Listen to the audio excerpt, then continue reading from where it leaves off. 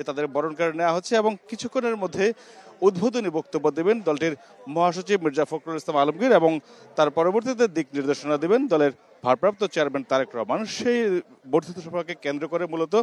এই আয়োজন এবং এই আয়োজনে আমরা দেখছি যে বিএনপির একটা উৎসব মুখর পরিবেশ তৈরি হয়েছে। 2018 সালের 4 ফেব্রুয়ারি এর আগে শেষ বর্ধিত সভা করেছিল বিএনপি, যেটি লো মেরিডিয়ানে করেছিল এবং সেখানে খালেদা জিয়া বেশ কিছু দিক নির্দেশনা দিয়েছিলেন এবং খালেদা জিয়া তখন আন্দাজ করেছিলেন যে তাকে মিথ্যা মামলায় ফাঁসিয়ে জেলে পাঠানো হতে পারে এবং সেটি তিনি তখন স্পষ্ট করেছিলেন। আজকের এই বর্ধিত সভায়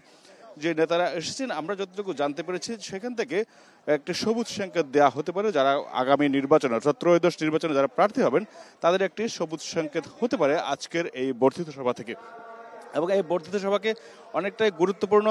ভাবছে এই কারণে যে যেহেতু সামনে ত্রয়োদশ জাতীয় সংসদ নির্বাচন, সেই কারণে মূলত এটিকে তারা খুবই গুরুত্ব দিচ্ছে। আমাদের লোকজনকে সামনে রেখে ছবি তুলবেন না,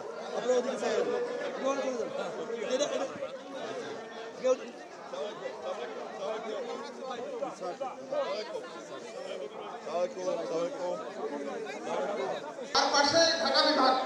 ঢাকা বিভাগ তার পাশেরটাই ঢাকা বিভাগের নেতৃবৃন্দ করবেন 2 নম্বর হতে ঢাকা বিভাগ সামনের দিকে বাদ রেখে আপনার ঢাকা বিভাগের থেকে আপনারা